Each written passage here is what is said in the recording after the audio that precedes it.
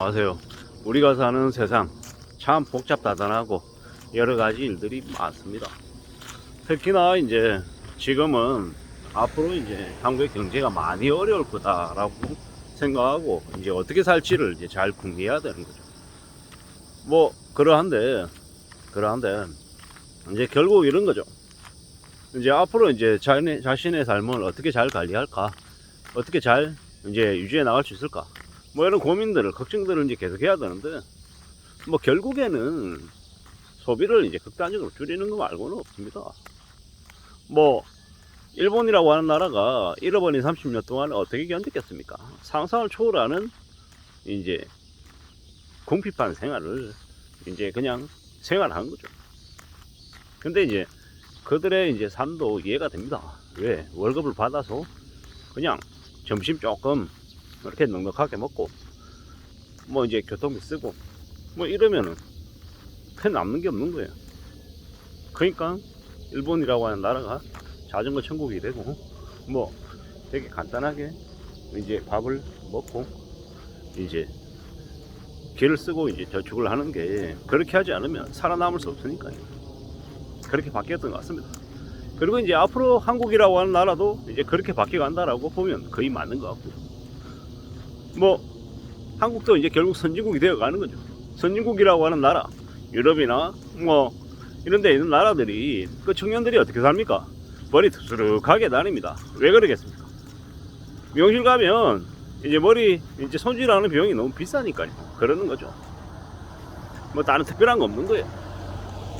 뭐 독일인들 지네들이 생각하는 제일 중요한 게 뭡니까? 여름 휴가 2주 간다고 하지. 2주. 그 외 남은 시간은 아주 이제 정신없이 사는 거예요. 1년 중에 휴가 가는 2주 동안 좀 이제 여유롭게 지내고 나머지 날은 되게 정신없이 사는 거예요. 이제 한국도 이제 그렇게 바뀌어 가겠죠. 점점. 한국도 이제 밖에서 이제 함부로 외식 못 하는 거예요. 돈이 없어서. 뭐 유럽이나 이런 곳에서 이제 생활했던 사람들, 이제 어학연수든 유학이든 갔다 왔던 사람들 얘기 들어보면 그렇게 얘기를 하더라고요. 함부로 밖에서 뭔가를 못 사먹는다고. 팁도 줘야 되고 뭐 이래저래 너무 비싸니까요. 정말 특별한 일이 아니고는 외식 안 한다고 하죠. 거의 집에 와서 식재료들 사와가지고 해먹고 뭐 홈파티 하는 거죠. 맨날 홈파티. 홈파티가 뭐 말이죠. 홈파티지. 돈이 없으니까 그냥 십시일반 먹을 것들 가지고 와서 같이 이제 술도 이제 밖에 사와서 이제 집 안에서 이제 먹는 거예요. 그렇게 안 하면 이제 답이 없는 거죠. 이제 한국도 이제 그렇게 바뀐다라고 합니다. 친한 사람들 집으로 불러들여가지고 집에서 술 마시고 집에서 이야기 나누고 집에서 커피 마시고 이렇게 지낸다라는 거죠. 안 그러면 너무 답이 없으니까, 너무 빡세니까 그렇게 바뀐다고 합니다. 이제 점점 더 이제 그렇게 바뀌어 간다고 하니까 거기에 맞춰서 이제 적응하면서 살아야죠. 우리네 삶이 점점 빡빡하고 점점 이제 뭡니까? 뭐 여유가 없다라고 이제 봐야 되는 거죠. 룸이 없는 거죠. 뭐 그것만 그럴까? 정부도 정부대로 이제 또 룸이 없어서 세금을 무지하게 이제 뜯으려고 이제 혈안이겠죠. 그러면 나중에 뭐라 그럽니까? 부가가치세 10%인데 저거 12%로 올려야 되지 않냐? 뭐 이런 얘기도 할 거고, 뭐 소득세나 아니면 주민세 같은 것들도 또 올린다 그럴 거고, 뭐 의료보험이 올린다 그러고, 국민연금도 벌써 뭐 올린다라고 뭐 나온 게 이제 어제 오늘 얘기가 아니죠. 이렇게 계속 이제 바뀌어 가더라는 겁니다. 이런 변하는 삶을 뭐 적응해야 되는 거고, 익숙해져야 되는 거고, 살아내야 되는 거죠. 이제 점점 당연한 게 이제 없는 시대가 돼버리는 거예요. 당연한 게 없는 거고, 그동안에 너무 풍족하고 너무 풍요로웠고 너무 뭐 이제 좀 수월하게 지내왔던 거다라고 이제 보면 맞는 거죠. IMF 전에는 한국의 경제 성장률이 7%에서 뭐 9% 뭐 이랬고, 그 이후에 2000년 초반에는 뭐 5에서 7%, 2010년도에는 뭐 3%에서 5%, 지금은요 이제 뭐 1%대 경제 성장률을 얘기할 정도로 한국의 경제 상황이 매우 안 좋습니다. 원달러 환율도 지금 계속 요동치고 있고, 한국의 기준금리가 3.5%인데 뭐 미국은 5.5%고 2% 간격인데 미국이 긴축을 금방 안 끝낼 거다라는 이야기를 계속해서 이제 미국 내 정치도 지금 계속 이제 내려가고 있는 중인 거고, 나중에 이제 이러다가 이제 어느 뭔가가 이제 기폭제가 돼가지고 훅 떨어지면 그 다음 어떻게 됩니까? 미국 때문에 한국도 등달아서 이제 박살이 나는 거죠. 그런 일들이 이제 계속 벌어진다라고 보면 거의 맞습니다. 앞으로 어떻게 살아야 되겠습니까? 어떤 마음으로 지내야 되겠습니까? 사는 게 편하고 여유롭고 좋습니까? 지금요? 그렇다고 하면 참 감사하다라고 생각해야 됩니다.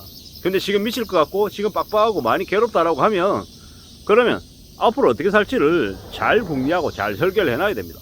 그러지 않으면 정말 답이 없다라고 봐야 됩니다. 인생의 쓰나미가 닥친다라고 보면 맞습니다. 사는 게 쉽나요? 안 쉽죠. 매우 어렵습니다. 지금의 세상, 지금의 이제 이 나라를 살아내는 게 참 어렵습니다. 정신 바짝 차리고 살아야 되고요. 더 나은 자세로 지내야 되고, 함부로 뭔가를 바래서도 안 됩니다. 어떻게 살 건지, 어떤 마음으로 지내야 될지 자신의 각오도 좀 다져야 되고, 되돌아봐야죠.